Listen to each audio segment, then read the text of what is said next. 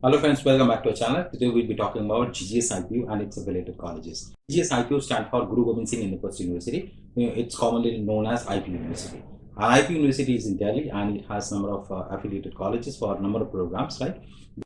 There are almost 75, 76 programs which is run by IPU University and through its affiliated colleges. देखिए IPU के under में कोई भी courses में आप एडमिशन लेना चाहते हैं, आपको फर्स्ट थिंग करना पड़ेगा क्या, ipu.admissions.nic.in पे जो लिंक यहाँ पे दिया गया एंड डिस्क्रिप्शन में I have also mention the same link, वो मिल जाएगी आपको।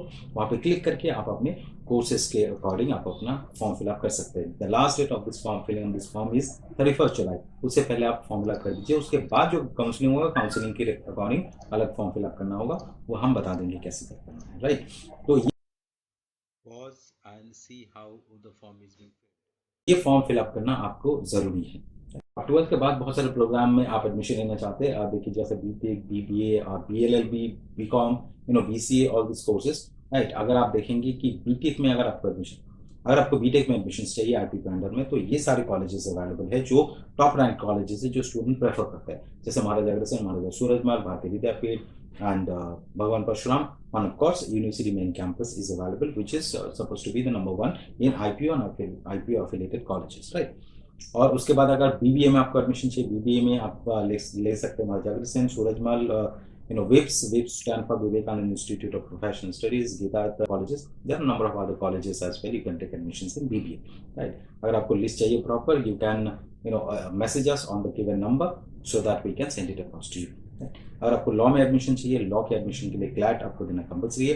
तो लॉ के एडमिशन की जो कॉलेजेस है वो यूनिवर्सिटी मेन कैंपस, और उसके बाद आप देखेंगे यहाँ पे वेब से महाराजा अग्रसेन से, गीता रतन, आइडियल एंड चंद्रप्रभु जैन, बहुत सारे और भी कॉलेजेस है जहाँ पे आप एडमिशन ले सकते हैं, राइट।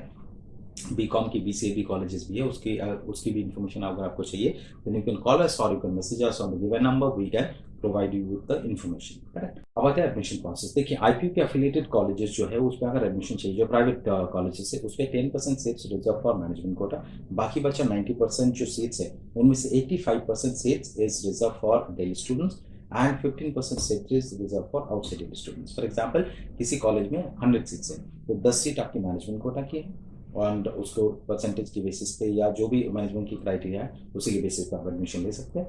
बाकी बच्चे जो 96 है, उनमें से 85% मतलब 76 सीट्स जो है वो रिजर्व है दिल्ली स्टूडेंट्स के लिए। बाकी जो 14 सीट्स बचा, वो 14 सीट्स रिजर्व है आउटसाइड दिल्ली के स्टूडेंट के लिए।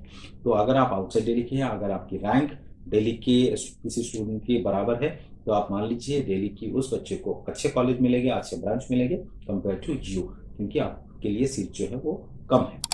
अगर आपको बीटेक में एडमिशन लेना है तो जेई मेंस देना कंपल्सरी है। जेई मेंस के थ्रू, काउंसलिंग के थ्रू आप एडमिशन ले सकते हैं। अगर आपकी परसेंटेज बहुत अच्छी है तो आप मैनेजमेंट कोटा में भी ट्राई कर सकते हैं। मैनेजमेंट कोटा में बहुत सारे चीज़ें, रूल्स रेगुलेशंस होती है, उसके लिए आप हमारे नंबर पे कॉल कर सकते हैं, हम बता देंगे कि मैनेजमेंट कोटा में पॉसिबल है या नहीं है। और अगर आप बीएलएलबी, बीबीएलएलबी में एडमिशन लेना चाहते हैं, तो क्लैट की एग्जाम्स अभी 21 जुलाई को हुआ, और उसके बाद जो रिजल्ट आएगा उसी रिजल्ट के बेसिस पर आपकी काउंसलिंग होगी। और अगर आपको बीबीए, बीसीए, बीकॉम ये सारे कोर्सेज में एडमिशन लेना है, तो आईपीयू सीईटी के थ्रू जो एग्जाम्स है आईपीयू खुद कंडक्ट कराते हैं, आईपीयू सीईटी, उसी की बेसिस पे आपकी रैंक आएगी, रैंक के बेसिस पे आप काउंसलिंग के थ्रू अलग अलग कॉलेजेस चूज कर सकते हैं। अब बताइए काउंसलिंग कब से शुरू होगी। देखिए काउंसलिंग, बीटेक की काउंसलिंग तो 4th जो सेशन है जी मेंस की, उसके रिजल्ट के बाद ही शुरू होगी, क्योंकि उसके बाद ही रैंकिंग निकलेगी। और अगर आप बीबी की बात करें, बीकॉम की, बीसी की बात करें, तो आईपीयू की जो खुद के एग्जाम्स है वो जब रिजल्ट निकल जाएगा उसी के बेसिस पे शुरू कर सकते हैं। एंड लॉ की तो एग्जाम्स अभी 23 जुलाई को हुआ है, तो उसके बाद जब आपकी रिजल्ट निकलेगा, रिजल्ट के बाद आप काउंसलिंग प्रोसेस शुरू हो सकता है। टेंटेटिवली आप मान के चलिए सितंबर मिड और एंड या अक्टूबर से शुरू होगा। पिछले साल भी ऐसे ही हुआ था कि it started from around end of September and ended up in first week of December sometime, right? तो ये काउंसलिंग प्रोसेस। कट ऑफ, देखिए कट ऑफ रिलेटेड जो वीडियोस है वो हमको बता देंगे। So the average fees for BTech for top colleges would be around 1,30,000 to 1,40,000 rupees, and for average fees in BBA would be around 80 to 90,000, and for law also 80 to 90,000 in top colleges, right? कुछ colleges है जहाँ पे fees आपको 60,000 BBA में, law में भी मिल जाता है। कुछ colleges है बीटेक में 1,10,000 की फीस होती है, right.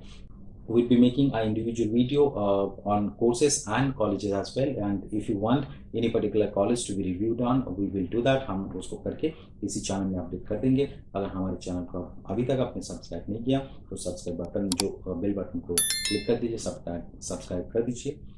If you like this video, then please like it and share with your friends and family so that they can also have the same information as you have. Okay?